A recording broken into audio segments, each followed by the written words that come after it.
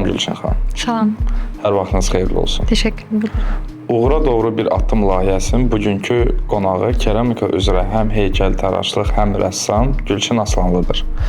Nəzərinizə çatdırım ki, Gülçin Aslanlı həm də Aslanlı Muzeyin təsisçisidir. Gülçin xanım, xoş gəlmisiniz. Teşekkürümü bildirəm. Öncəliklə dəvətiniz üçün minnətdaram.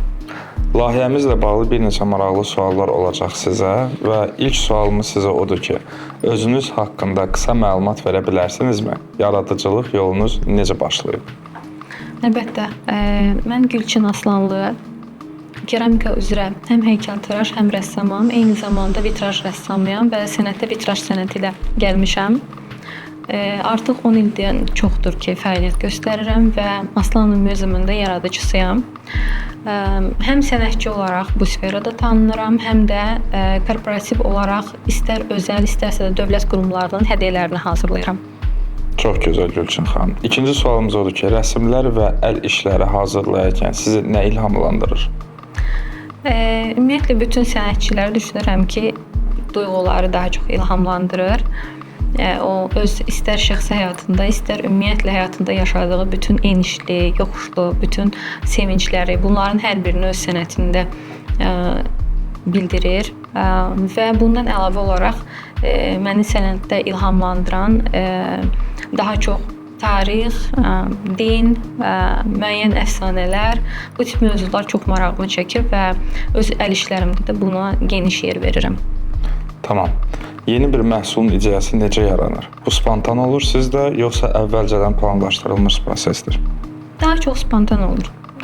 Hansısa bir ideya ağlıma gəlir və onun üzərində təbii ki, işləyirəm, həmən yaratmıram. O mövzunu öncəliklə araşdırıram dərindən və daha sonrasında bunu ideya olaraq artıq həyata keçirdirəm. Bir işin hazırlanmasına orta hesabla nə qədər vaxt sərf edirsiniz? Dəqiq demək, yəni düzgün olmaz, çünki baxır hazırlanan işə. Bəzi əsərlər var ki, onu 2-3 gün ərzində ərsəyə gətirə bilərsən. Elə əsərlər olub ki, 1 ay, 2 ay müddət alıb. Sizcə bugün Azərbaycanda əl işi nə dərəcədə dəyərləndirir? Təbii ki, Azərbaycandakı əl işinin dəyərini Avropada, Amerikada olduğu kimi və ya digər Asiya ölkələrində olduğu kimi biz müqayisə edə bilmərik. Azərbaycan bazarı kiçik bazardır. Ancaq bu 10 il ərzində öz təcrübəmə əsasən deyə bilərəm ki, 10 il qabaqki və ya 5 il qabaqki və ya indiki dövrün tələbatı eyni deyil. Amma eyni zamanda da bazarda artıq böyük bir rəqabət var və istər-istəməz bu da işə təsirini göstərir. Sifarişlə işləyirsinizmi? Bir də müştərilərin ideyalarını reallaşdırmaq sizin üçün nə dərəcədə rahatdır? İdeyaları reallaşdırmaq çox rahatdır. Təbii ki, bu texniki baxımından mümkün olmalıdır ki, biz bunu reallaşdıra bilək. Ancaq müştəri kreativ ideyalarda gələndə bu mənim üçün çox maraqlı olur və daha da həvəsləndirir ki, yeni bir ideya ilə, yeni bir hər hansı bir texnika ilə işləyəcək, yeni bir iş ortaya çıxardacaq. Ancaq belə deyim, fərdi sifarişlər qəbul etmirəm, amma korporativ olaraq böyük tirajla olan sifarişləri bəli qəbul edirəm. Gələcək planlarımız nələrdəndir? Brendinizi inkişaf etdirmək və beynəlxalq bazara çıxmaq istəyirsinizmi? Təbii ki, hər bir sahibkar kimi, hər bir sənətkar kimi çox istəyirəm ki, beynəlxalq bazara çıxışım olsun və tanınım bu sahədə. Bəs sizcə Azərbaycan və İsrailin yaradıcılıq mədəniyyətləri arasında oxşarlar və fərqlər var? Əlbəttə, mən ümumiyyətlə İsrail mədəniyyətini, tarixini araşdıranda müəyyən qədər şahid oldum ki, hər iki ölkə arasında təbii ki, fərqlər də var, ancaq oxşar cəhətlər də çoxdur. Bunlar daha çox nələrdir? Hər iki ölkə mən düşünürəm ki, öz ənənələrinə, tarixinə sadiqdir. İstər dini görüş baxımından hər ikisinin öz mədəniyyətini, tarixini, dinini necə deyim, tutması və onu daima ön planda tutması bu məni çox sevindirir. Mənim üçün önəmli olan belə deyim faktorlardandır və oxşar cəhətlər deyə bilərəm ki, məsələn bizdə Azərbaycanda daha çox milli motivlər ön plandadır. Buna aiddir. Buta ola bilər, misal olaraq göstərə bilərik, nar ola bilər və ya rəssamlar daha çox tarix abidələri işləyirlər, içəri şəhər tematikası ola bilər.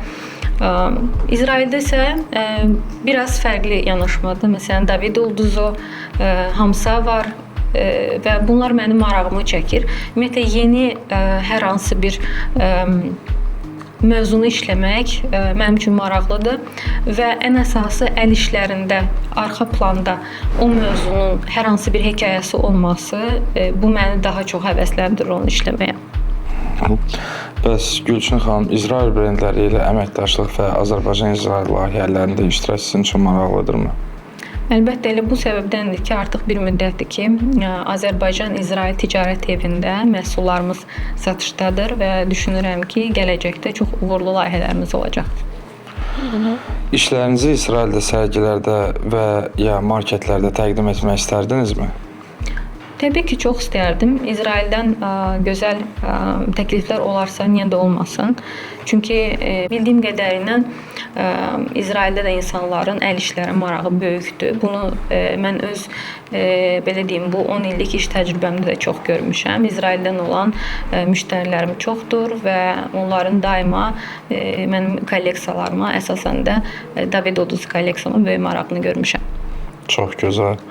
Bəs Gülçin xanım, sizcə İsrail auditoriyası sizin işlərinizi və üslubunuza maraq göstərə bilərmi? Bəli, biraz öncə də dediyim kimi artıq neçə illərdir ki, İsraildən olan müştərilərim var və çox maraq göstərirlər. Və bundan sonra da daha da marağın artacağına inanıram. Bəs İsrail mədəniyyətindən ilhamlanan və iki ölkənin elementlərini birləşdirən kolleksiya yaratmaq istərdinizmi? Belə bir kolleksiyam artıq neçə illərdir var, uzun illərdir də deyərdim, David ulduzu kolleksiyam. Və bu kolleksiya yetəri qədər maraq olub. Hətta David ulduzu kolleksiyasında mən həm David ulduzundan istifadə etmişəm orada element olaraq, həm də bizim buta, alovun rəmzi olan butadan istifadə etmişəm. Bu da Azərbaycan və İsrail dostluğunu təmsil eləyir. Sizcə Azərbaycan-İsrail Trade House kimi layihələr kreativ sənayenin inkişafında hansı rol oynayır? Məncə çox böyük rol oynayır.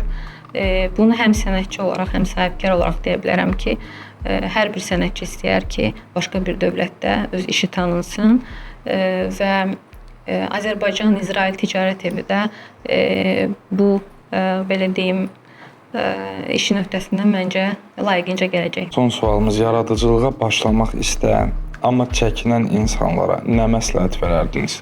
Düzünü desəm, təbii ki, hər bir işin öz çətinliyi var, asan iş yoxdur həyatda. Bu işə də başlamaq istəyən insan həqiqətən o işi çox sevməlidir və yeri gələndə gecə-gündüz o işin üzərində olmalıdır. Öz işini sevərək etməlidir, hər bir çətinliyinə hazır olmalıdır, istər maddi, istər mənəvi və belə deyim, işə başlayarkən yeri gələndə həm onun rəssamı olursan, həm satıcısı olursan, həm arxa fonda qalan belə deyim, o videoqrafı olursan, montajına qədər hər bir şeyini eləyirsən.